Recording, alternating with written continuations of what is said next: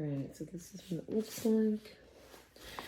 Put little things on the wall back there to help it not slam against the wall and not get damaged. All in all, it took me about 25 minutes to put together. Really easy, really beautiful.